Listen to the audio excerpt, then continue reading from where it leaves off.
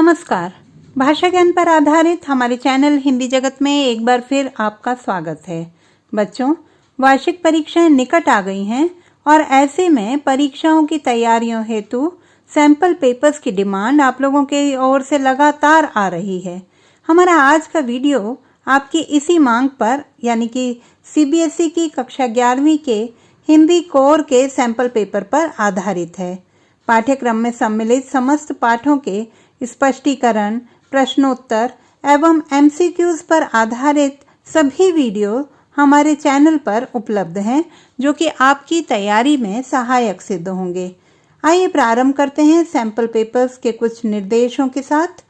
द्वितीय परीक्षा सत्र के इस प्रश्न पत्र की अवधि 2 घंटे की है, जिसमें 1.5 घंटे का समय ही आपको उत्तर लेखन हेतु दिया जाएगा। प्रश्न पत्र कुल 40 अंकों का है। इस प्रश्न पत्र में 2 खंड हैं, खंड क और खंड ख। सभी प्रश्नों के उत्तर अनिवार्य हैं। यथासंभव सभी प्रश्नों के उत्तर क्रमानुसार लिखें। खंड क के अंतर्गत कुल 4 प्रश्न दिए गए हैं। निर्देशानुसार उप प्रश्नों के उत्तर दीजिए। खंड ख के अंतर्गत कुल 3 प्रश्न दिए गए हैं। सभी प्रश्नों के विकल्प भी दिए गए हैं। निर्देशानुसार उप प्रश्नों के उत्तर दीजिए। आइए देखते हैं खंड क। प्रश्न 1, कड़ाके की ठंड का एक दिन विषय पर आधारित दृश्य लेखन कीजिए, अथवा चुनाव में फ्री वायदे विषय पर रचनात्मक लेखन कीजिए। इस प्रश्न हेतु 5 अंक निर्धारित हैं। प्रश्न 2, आपने पत्रकारिता के क्षेत्र में अपना अध्ययन पूरा कर लिया है और किसी प्रसिद्ध अखबार में पत्रकार पद हेतु आवेदन भेजना चाहते हैं। इस हेतु एक आवेदन पत्र लिखिए, अथवा गृह मंत्रालय भारत सरकार की ओर से शिक्षा मंत्रालय भारत सरकार के कर्मचारियों को हिंदी भाषा का प्रशिक्षण देने हेतु पत्र लिखिए। इस प्रश्न हेतु भी 5 अंक निर्धारित किए गए हैं। प्रश्न 3, इसके 2 खंड हैं, क एवं ख। खंड क, विद्यालय में आयोजित शपथ ग्रहण समारोह का कार्यवृत्त तैयार कीजिए, अथवा आपके विद्यालय की परीक्षा समिति की वार्षिक परीक्षा प्रारंभ होने से पूर्व की बैठक हेतु कार्यसूची तैयार कीजिए। यह प्रश्न 3 अंक का है।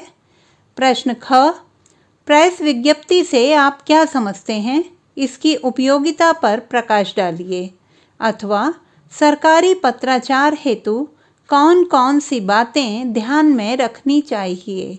यह प्रश्न 2 अंकों का है। प्रश्न 4, क, पत्रकारिता लेखन साहित्यिक सृजनात्मक लेखन से किस प्रकार भिन्न है, अथवा समाचार लेखन में 6 ककारों का क्या महत्व है। इस प्रश्न हेतु 3 अंक निर्धारित हैं।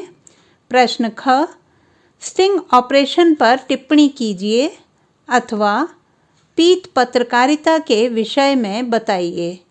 इस प्रश्न हेतु 2 अंक निर्धारित किए गए हैं। देखते हैं खंड ख।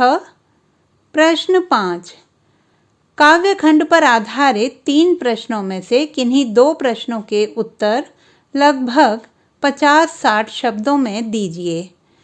इसमें प्रत्येक प्रश्न 3 अंक का है। प्रश्न क, पिताजी को बुढ़ापा नहीं व्यापा पंक्ति के आधार पर कवि के पिता की 4 विशेषताएं स्पष्ट कीजिए। प्रश्न ख, दरख्तों का साया और धूप का क्या प्रतीकार्थ है। प्रश्न ग, कविता आओ मिलकर बचाएं में कवयित्री का स्वर आशावादी है या निराशावादी, स्पष्ट कीजिए। प्रश्न 6, गद्य खंड पर आधारित 4 प्रश्नों में से किन्हीं 3 प्रश्नों के उत्तर लगभग 50-60 शब्दों में दीजिए। इस प्रश्न हेतु कुल 9 अंक निर्धारित किए गए हैं। इसमें सम्मिलित 3 प्रश्नों के उत्तर हमें देने हैं और प्रत्येक प्रश्न 3 अंक का है। प्रश्न क, शिव का अट्टहास नहीं हिम का आर्तनाद है स्पष्ट कीजिए। प्रश्न ख, मनचले क्लर्क किन्हें कहा गया है और क्यों? प्रश्न ग, लेखक को किसानों को हिंदुस्तान की एकता के बारे में बताना क्यों जरूरी लगता था? प्रश्न घ, यह कहना कहाँ तक युक्ति संगत है कि इस कहानी में हास्य के साथ साथ करुणा की भी अंतर्धारा है? जामुन का पेड़ पाठ के आधार पर अपने उत्तर के पक्ष में तर्क दें। प्रश्न 7, पठित पाठों के आधार पर निम्नलिखित प्रश्नों के उत्तर दीजिए। यह प्रश्न कुल 5 अंक का है, जिसमें प्रश्न क 3 अंक का एवं प्रश्न ख 2 अंक का है। दोनों के साथ विकल्प दिए गए हैं।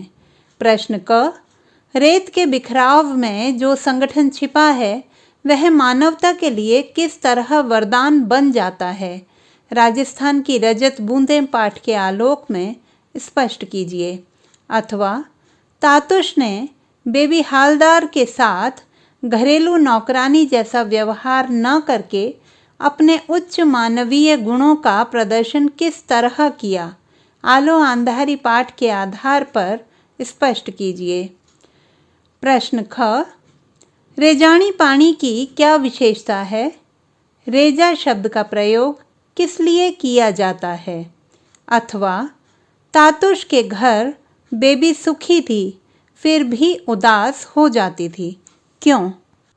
तो बच्चों, आशा करती हूँ कि यह सैंपल पेपर आपकी परीक्षाओं की तैयारी में अत्यंत सहायक सिद्ध होगा। भाषा संबंधी किसी भी समस्या के समाधान हेतु बने रहिए सुनीता भटनागर हिंदी जगत के साथ। आपका दिन शुभ हो।